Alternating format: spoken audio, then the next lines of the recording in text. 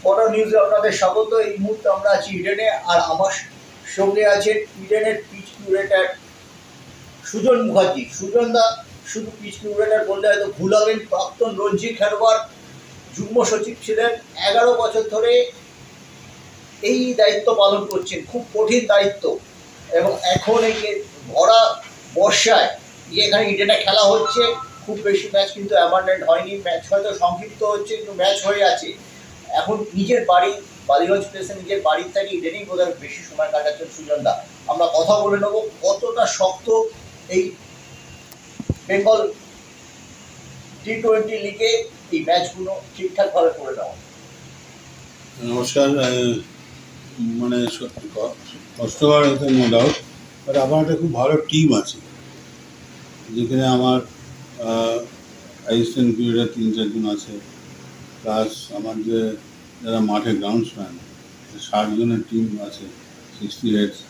তাদের পরিশ্রমটা খুবই হচ্ছে, খাটাখাটি খুবই যাচ্ছে, কিন্তু আমরা চেষ্টা করছি যাতে ম্যাচগুলো কাটিয়ে করে দেওয়া যায়, কারণ এটা আমাদের সেকেন্ড ইয়ার।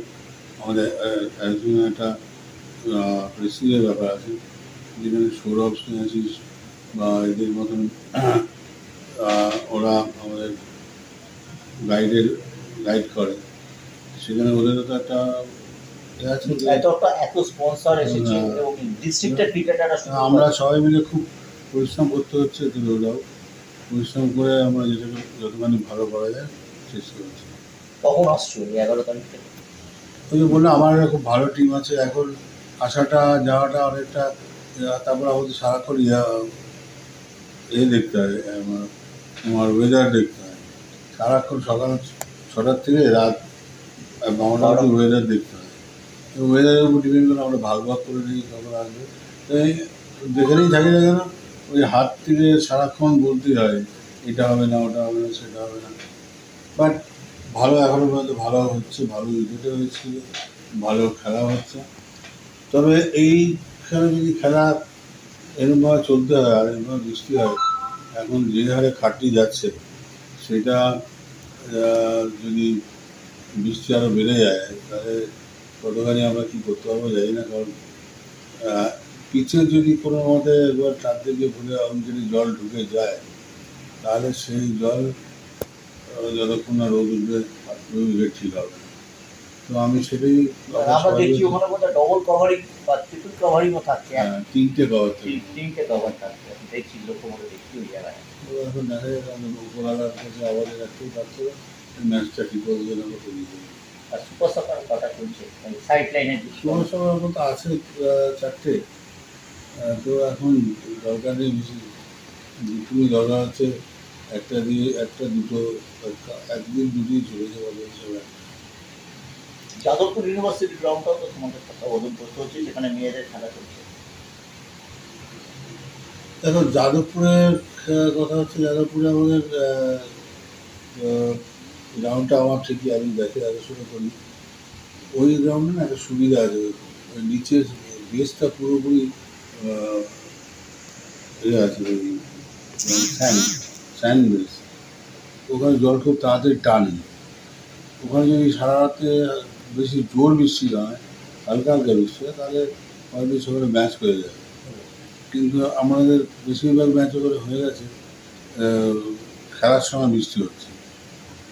1 হাত করে বৃষ্টি হলেও সেখানে তো খেলা হবে না। পুরোপুরি এরকম ফুল কভার থাকছে, ফুল কভার না থাকলেও প্রায় 80% কভার থাকছে।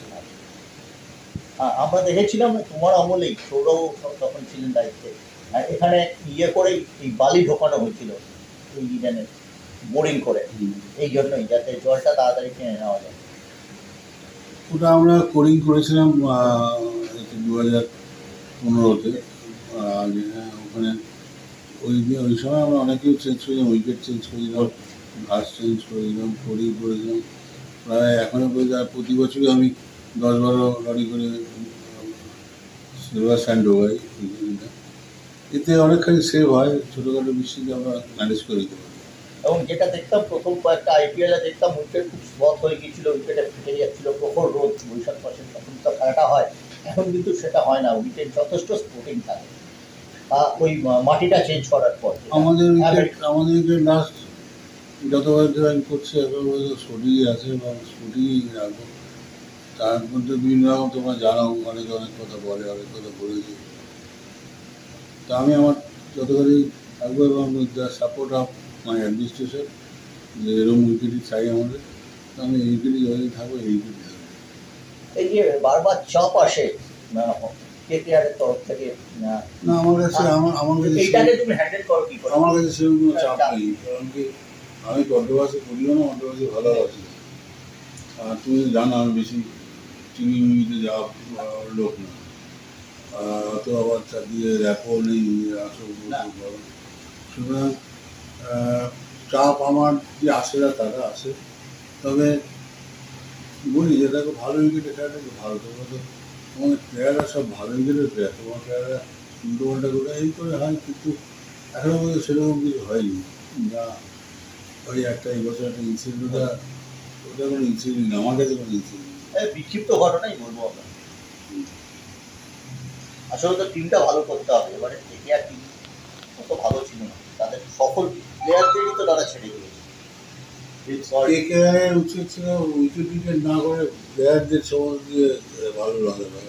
টিমটা ভালো খারাপ ছিল না, কিন্তু টিমটাকে ওই সারাক্ষণ উইকেট উইকেট করে সেই দিয়ে 95 তো অল আউট হচ্ছে। সেই উইকেট কী করবে? আবার টার্ন করলেও হারছি, টার্ন না করলেও হারছি, কী করবে? তো বাজে খেলেছে, টিমটা খারাপ লাগে।